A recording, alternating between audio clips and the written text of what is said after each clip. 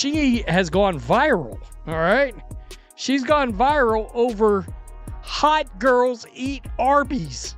Yeah, she was wearing this outfit, this arrangement into the Chicago Sky game.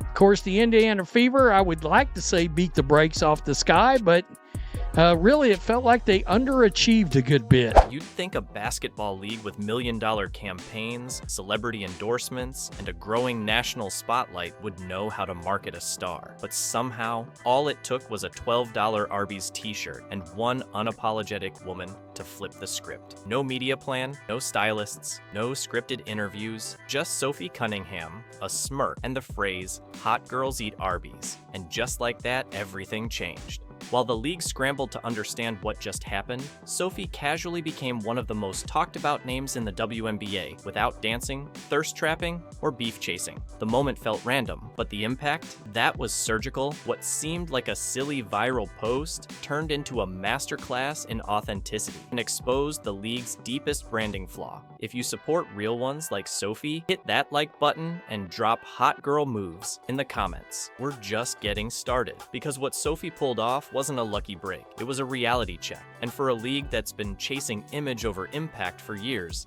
that check bounced fast. Sophie Cunningham's t-shirt became a marketing phenomenon. Sophie Cunningham currently plays for the Indiana Fever and has now become one of the most recognizable WNBA players. And for Barbie night, she pulled up wearing a shirt that said "Hot Girls Eat Arby's," and the internet lost it. But here's the real backstory. A few months earlier, Sophie posted a video rating Arby's. And that video was just her being authentic in herself. And that puppy went viral. I think I'm gonna go ahead and give Arby's a solid 9 out of 10.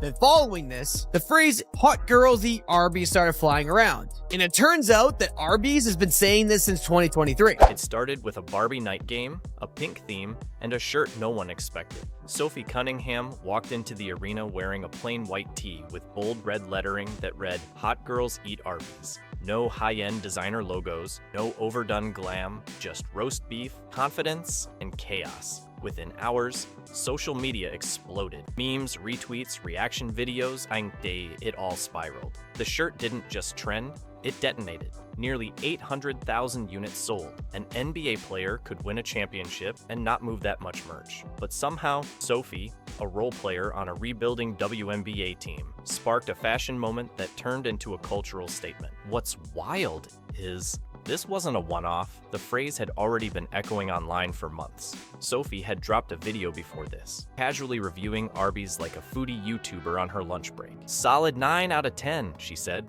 That video quietly went viral, but no one, not even Arby's, saw what was coming next. And that's when it clicked. This wasn't just about fast food. It was about authenticity, the one thing fans have been starving for. But that shirt wasn't just a fashion statement, it was a warning shot. Sophie didn't plan a viral campaign. She didn't hire a PR team or storyboard a moment. She just pulled up to Arby's, ordered her meal, and gave it a casual review. No filters, no flashy edits, just a woman giving props to curly fries and roast beef. That video hit different, not because it was outrageous, but because it was real. In a sports landscape drowning in sponsored posts, brand deals, and carefully choreographed content, Sophie did the one thing no one else dared. She let people in. No act, no gimmick, just herself, and somehow it resonated louder than any buzzer-beater highlight of the season. The fans didn't just laugh, they connected. It wasn't about Arby's anymore. It was about how one player managed to be more relatable in a 20-second clip than entire franchises could be in a full season of press conferences. And that's the moment the WNBA's marketing machine started glitching. Because while Sophie was casually going viral by being genuine, the rest of the league was still pushing overly produced promos that felt more like auditions for a reality show than sports storytelling. And while Sophie was keeping it real, others were fighting to stay relevant. We know somebody that has gotten ridiculously popular this year with the Indiana Fever. I made a prediction that she was going to be the second most popular player on this team by the end of the year. And then, of course, there was the big incident during the Connecticut Sun game. And by the end of that game, she was known as Caitlin Clark's enforcer, right? The one that's got her back. At times, it feels like the only one that's got her back. if I'm being quite While honest. Sophie Cunningham was winning the internet with roast beef and raw charisma, other players were watching and stewing. One name in particular started popping up alongside hers, Angel Reese. If Sophie was going viral for being effortless, Angel was trending for everything but basketball. There wasn't an open feud, no official drama, but fans could feel the contrast brewing. On one side, you had Sophie, unfiltered, understated, and suddenly beloved. On the other, Angel, a walking headline, constantly surrounded by TikTok skits, cryptic tweets, and forced controversies. Angel had been positioned as the next big thing, a personality-first powerhouse. But while her brand leaned heavy on attitude and attention, Sophie was gaining loyalty the old-fashioned way: honesty, hustle, and showing up. And then came the shift no one expected. Sophie's jerseys started outselling Angel's. That's when the silence got louder. Subtweets started flying. Side eyes turned into full-body shade. And while no one said it out loud, the message was clear. Sophie was disrupting the hierarchy. She was becoming the fan favorite without playing the social media game. And then came the moment that changed everything. His jersey has officially sold out on the Fever website. And this comes the same week as the chippy foul that led to some ejections at the end of the game. It was a bit of a revenge foul taken up for Caitlin Clark after a hard foul on the other end. And then immediately a petition online from the Caitlin Clark haters to have Sophie Cunningham removed from the WNBA. They're trying to get folks to sign it. They said what she displayed tonight was disgusting. Yeah, it was a hard foul, but now it has the Caitlin Clark fans rallying around her, buying up her jerseys to the point they've officially sold out. Fortunately for this petition, I think they just turned Sophie Cunningham into a new WNBA A-list superstar. It happened in the middle of a heated game. Indiana Fever versus Connecticut Sun. Caitlin Clark, the WNBA's new golden ticket, took a hard foul. Cameras caught her stumbling, rattled, and alone. The refs didn't flinch. Neither did most of her teammates, except one. Sophie Cunningham wasn't having it. She stepped in hard, delivering a retaliation foul so fierce it led to ejections and headlines. The crowd erupted. Online, the moment spread like wildfire. Within minutes, people had a name for her: Caitlin Clark's Enforcer. In a league where highlight plays are often forgotten before the final buzzer, this moment stuck. It wasn't about the foul, it was about the loyalty, the grit, the fact that someone finally stood up when it counted. In a single act, Sophie made it clear. She wasn't just here to play, she was here to protect the future of the franchise. And fans loved her for it. That night, her jersey sold out. And in true Sophie fashion, she didn't post a dramatic reaction or throw shade online. She let the moment speak for itself. Meanwhile, her TikTok numbers doubled, her fan base exploded, and the league, still unsure how to handle a player who wasn't performing, but just being. But while fans were cheering, others were plotting. To the arena yesterday, wearing that. There she is right there. Let's just bring this up. Over at Tater Report. There she is right there. Hot Girls Eat Arby's. I can only imagine, and I have no idea.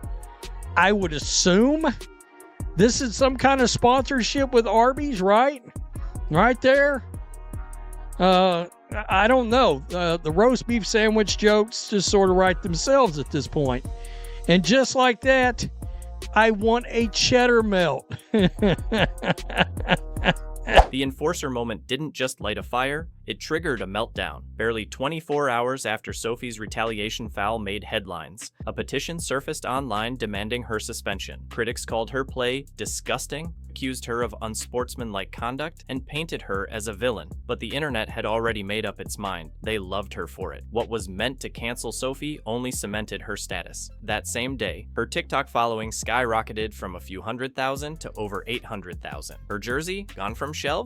Arby's, already sketching out contract terms. The haters gave her exactly what every breakout star needs: friction. And Sophie? She never blinked. No emotional Instagram live, no defensive tweet storm. Just more content, more connection, more heat. Meanwhile, fans began drawing the line in the sand. This wasn't just about one play, it was about what she represented. Realness, loyalty, toughness. The very things fans had been begging for while the league obsessed over Polish and PR. And that's when it became obvious Sophie wasn't breaking rules. She was rewriting them. So why is the league acting like this wasn't exactly what they needed? Let's take a look, because Arby saw this and decided that it was a match made in roast beef heaven.